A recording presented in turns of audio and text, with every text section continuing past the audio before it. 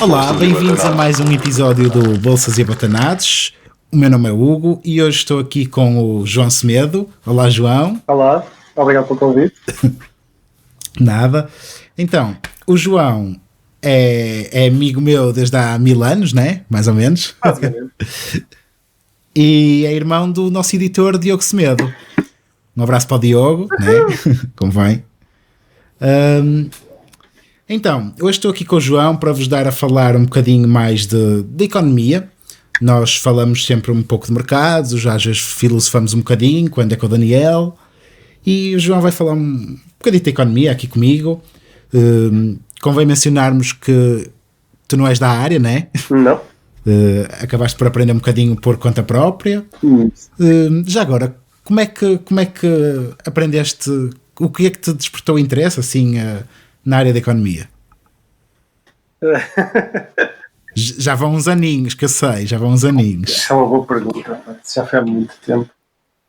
Foi algo que no secundário, por aí, quando começamos com... Foi quando percebi que os mercados financeiros lidavam com dinheiro e que era possível fazer dinheiro eventualmente.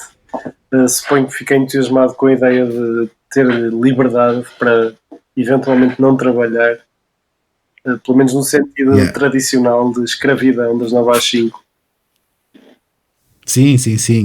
Acho que a maior parte das pessoas quer dinheiro por isso mesmo, não? Digo eu. É liberdade de tempo, liberdade financeira. Ok, e como é que... Eu já sei, mas se calhar para os nossos ouvintes, como é que começaste a explorar isso? Foram livros, foram documentários, foi mais ou menos por onde? Foi muito à base de livros, de YouTube. Há sempre uma mãozinha no YouTube e fui aprendendo ao longo do tempo. Mas maioritariamente com livros é, claro, a fonte de informação assim mais sólida, mais integral.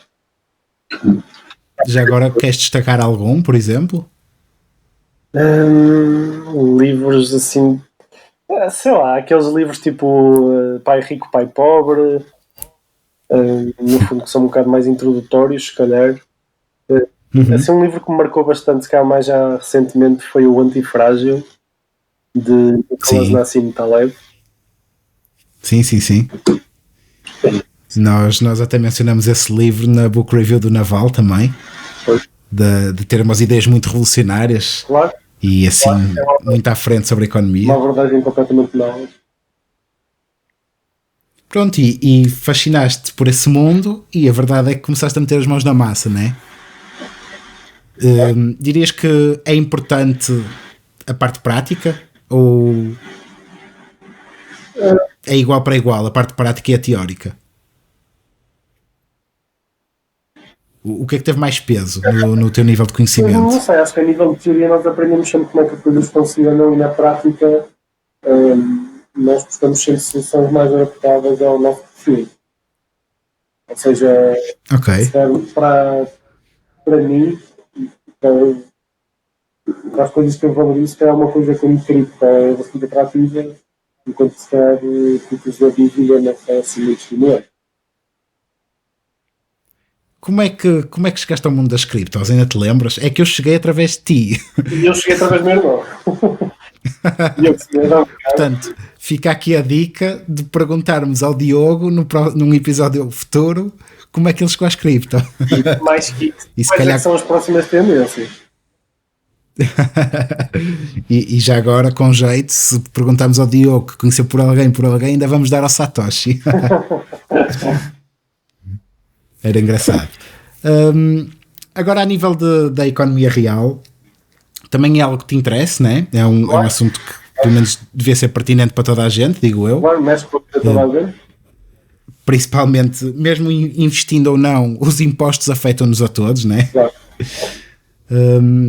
Como é que achas que a economia está neste momento? Estamos numa fase boa? Vamos recuperar disto da pandemia? Não vamos? Qual é assim a tua opinião global? Sabes, nos desenhos animados, quando tens o coiote a perseguir o Luke Luke, só que o Luke Luke virou à direita e o coiote não viu, então continuou em frente. E afinal ele está em cima de um precipício e continua a mexer as pernas antes de cair. Estamos em animais. Mas ele sabe que ele vai cair, ele sabe que vai cair, só que ainda não caiu. Eu acho que a economia e os mercados financeiros estão precisamente nessa posição.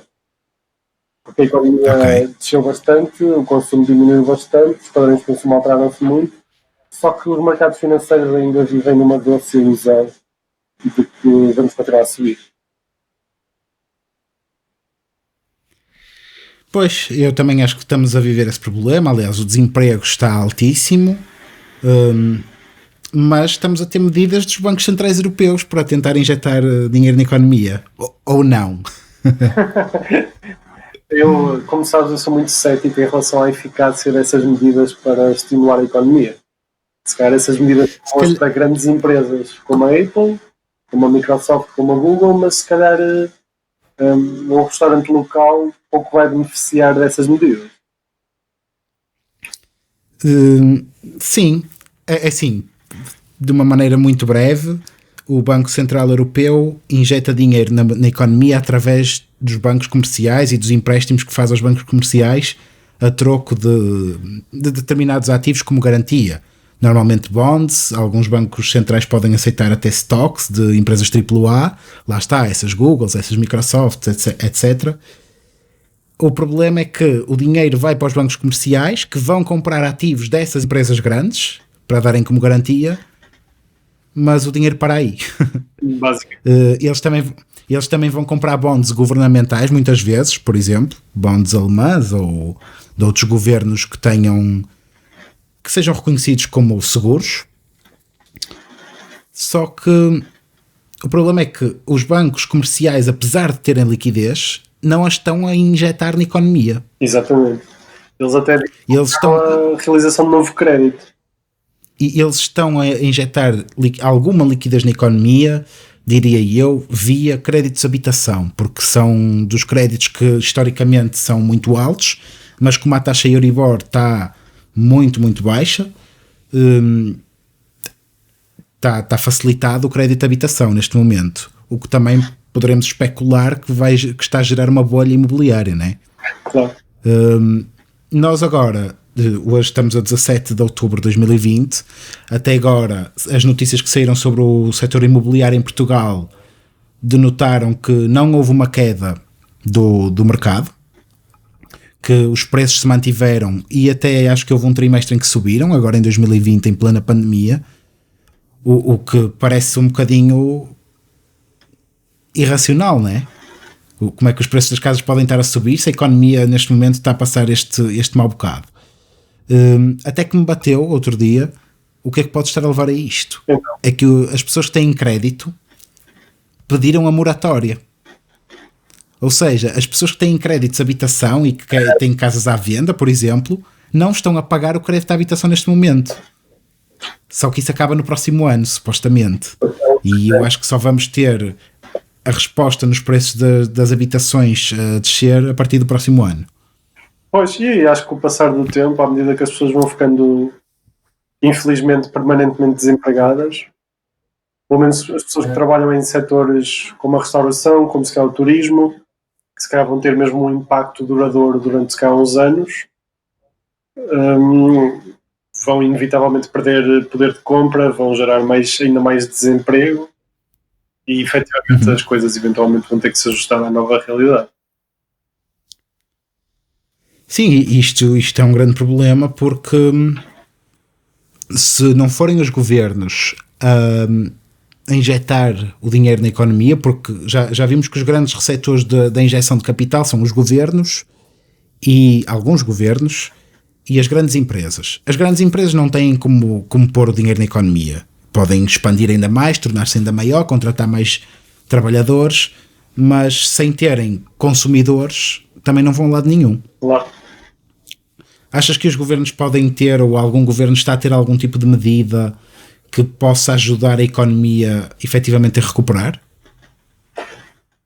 Há medidas que se calhar a curto prazo podem ter um aparente efeito benéfico, mas que se calhar a longo prazo não vão ser assim tão boas, como o helicopter money, ou seja, que é um termo que denota uma política monetária já de último recurso e que consiste simplesmente em entregar dinheiro diretamente às pessoas sem qualquer pergunta, sem qualquer... Não é um empréstimo, é simplesmente uma doação de dinheiro, como está a acontecer agora nos Estados Unidos, que é cerca de $600 dependendo do Estado, mas que acaba por ser uma medida que já denota um certo desespero e que inevitavelmente, digo eu, que vai conduzir a algum tipo de inflação, se calhar mais a longo prazo. Porque já denota uma destruição da moeda e do valor da moeda. Sim, sim. É uma das medidas, essa foi uma das medidas que levou muita gente a acreditar que os mercados financeiros estavam a subir exatamente por isso, porque foi feito um estudo em que esse helicopter money, na maior parte dos casos, estava a ser poupado pelas pessoas e investido. Pois, até porque E isso, a volatilidade isso leva à dos mercados subida. financeiros, se calhar, está a atrair muitas pessoas do dia a dia que não têm uma relação assim tão de proximidade com os mercados financeiros e que veem os números absurdos de crescimento e pensam: oh meu Deus, isto é tão bom, oh meu Deus, isto é tão seguro, quando se calhar acalma-nos a tempestade. Sim. Aliás, nós vemos que quem ler notícias, e eu nem leio, às vezes aparecem-me só os títulos no Google ou assim, e acho que é quase constante aparecerem-me títulos sobre a Robinhood e as coisas a correrem mal para quem faz lá trading, não é? Claro. Muitas vezes pessoas sem informação nenhuma. Também a falta de esperança na economia e acho que ninguém neste momento se sente assim muito confiante para fazer um empréstimo a uma casa nova.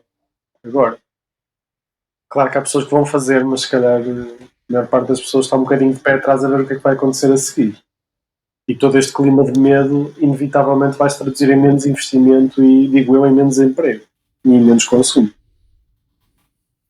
Sim, e isso é um problema muito complicado de resolver e no qual eu acho que os bancos centrais não têm grande poder porque eles já estão com as medidas excepcionais, por exemplo, o quantitative easing, que é essa tentativa de injetar dinheiro na economia, só que já se está a provar ineficaz, não é?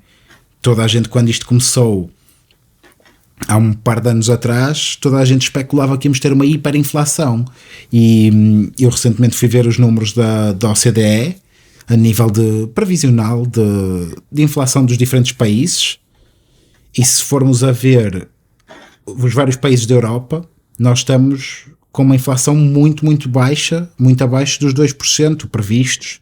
Inclusive alguns países para determinados períodos deste ano apresentaram mesmo deflação. Penso que a Espanha era um deles em que já tinha um nível de deflação para certos períodos deste ano, e isso vai ser uma crise um bocadinho complicada de se resolver, não é? Certo. Tu Eu nem sei se já tivemos a oportunidade de definir inflação neste episódio. Não, por acaso ainda não. Acho que nunca definimos inflação. Queres começar por aí? Força. Tu é que és a área. Pronto, basicamente inflação tem a ver com os preços dos bens e serviços em geral. Quando os preços todos sobem, basicamente temos inflação, e o ideal, entre aspas, para o Banco Central Europeu pelo menos, é que haja uma inflação perto de 2% anualmente, abaixo, mas perto de 2%, que é para haver, pronto, é um indicador de que a economia vai crescendo, os preços vão subindo, o que é normal, porque se compararmos um cabaz de bens de hoje com um cabaz de bens dos anos 70, não vai ter nada a ver. Nós hoje compraríamos uma televisão dos anos 70 por uns cêntimos ou por uns euros, não é? Então tem que haver normalmente um aumento dos preços, porque esse aumento também traduz a nossa evolução tecnológica e os novos produtos e etc. É normal que a inovação traga preços mais caros. A deflação é o contrário disto, é quando os preços da economia em geral descem.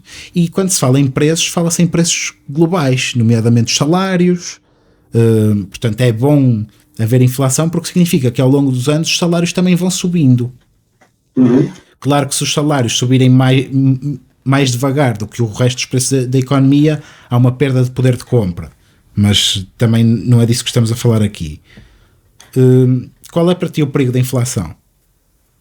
Ou da deflação? Qual é que queres falar primeiro? Da inflação nós sabemos mais ou menos, quem segue o caso da Venezuela. Claro. Mas da deflação não temos assim nenhum exemplo, ou temos? Se calhar o Japão. Se calhar Japão. Podes introduzir.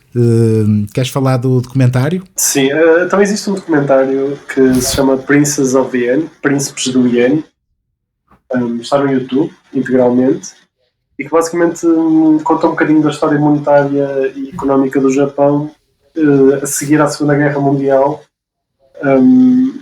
e começa basicamente com a intervenção e o aconselhamento americano face às medidas que o Banco do Japão, que é o Banco Central do Japão, deve adotar em termos económicos, e que no fundo passou um bocado por incentivar muito o crédito e que acabou por reduzir a uma bolha especulativa, tanto imobiliária como dos mercados financeiros, que acabou por colapsar no início dos anos 90, se não me engano, e da qual a economia do Japão nunca recuperou, nunca atingindo aqueles máximos, e que basicamente conduziu a um período de deflação em que basicamente ninguém investe, não há investimento, ninguém pede créditos, o que dificulta um bocado a economia porque não há dinheiro a mover-se e as pessoas ficam incentivadas cada vez mais a poupar, porque os mesmos euros no ano a seguir vão comprar mais do que compram este ano. Exato. O dinheiro vai ser cada vez melhor, mais vale guardar tudo em dinheiro, mais vale não investir, porque daqui a uns meses ou anos esse dinheiro vai valer ainda mais. E que acaba por ter um sentimento de desconfiança e de medo em toda a economia. Aliás, isso que tu mencionaste das pessoas pouparem e não usarem o seu dinheiro é um perigo muito grande, porque pela teoria quantitativa da moeda, que é uma teoria económica sobre o nível de preços, é definido que o nível de preços é determinado pela quantidade de moeda em circulação e pela velocidade com que ela circula na economia. Exato. Então, se nós bloquearmos essa velocidade de circulação, porque toda a gente poupa, porque, por exemplo, eu quero comprar um carro XPTO e eu olho para o preço do carro este ano, mas eu sei que os meus euros para o ano, o carro vai estar mais barato. Portanto, o mesmo carro, ou vai sair um carro novo mais barato, porque estivemos num período deflacionário, então o meu incentivo é poupar, não é gastar. E isso vai levar a que os níveis de preço ainda desçam mais. Porque, de acordo com esta teoria, é exatamente isto. A quantidade, se mantiver estável, a velocidade também, ou se a velocidade até abrandar, o nível de preço vai cair ainda mais. E isto é um problema para resolver. Aliás, o Japão ainda anda a ajustar contas disto, não é? E no fundo nunca recuperou. No fundo ainda nunca recuperou. Só que se isso acontece ao resto do mundo, vai ser muito mais trágico do que acontecer só no Japão, não é? Até porque a maioria das pessoas pensa, o Japão é lá longe, não me afeta. Mas quando isto começar a atingir a Europa ou os Estados Unidos, que esperemos... Os Estados Unidos que vai ter repercussões garantidamente mundiais. Basta os Estados Unidos, sim. Aliás, viu-se a crise de 2008, 2007, a crise imobiliária de lá acabou por afetar o resto do mundo inteiro. E não teve nada a ver connosco, não é? O que é que achas que podíamos fazer para evitar isto, por exemplo? Achas que a postura dos bancos neste momento, se alterasse e se começasse a ser dado crédito mais loosen up, mais facilmente a quem quer montar empresas e assim, que isso podia ajudar a resolver o problema? Eu honestamente não sei exatamente o que é que deve ou pode ser feito, mas sinto que as nossas economias vivem de dívida. Basicamente, infelizmente, todos estes sistemas monetários que vivem à base de dívida e que não estão presos a nada real, a algo material, como era o padrão ouro, standard, em que basicamente cada euro, cada euronota de cada dólar correspondia a uma quantidade fixa de ouro. Ou seja, isso impedia um bocado o governo de imprimir, no fundo, notas a mais. Ou seja, não podia haver demasiado dinheiro a circular na economia. e no fundo não era a base de dívida. No sistema a base de dívida acaba-se sempre por imprimir cada vez mais dinheiro para pagar as dívidas do ano anterior. Ou seja, a moeda é um sistema que acaba por eventualmente ter que ruir. Como os Estados Unidos vão verificar agora, eles têm cerca de 20 trilhões de dívidas e estão a pagar todos os anos de juros sobre isso, que se vão tornando uma fatia cada vez maior. É um gasto cada vez maior a cada ano que passa e é um poço sem fundo, sem fim, sem solução. A não ser abolir o dólar e começar por dinheiro.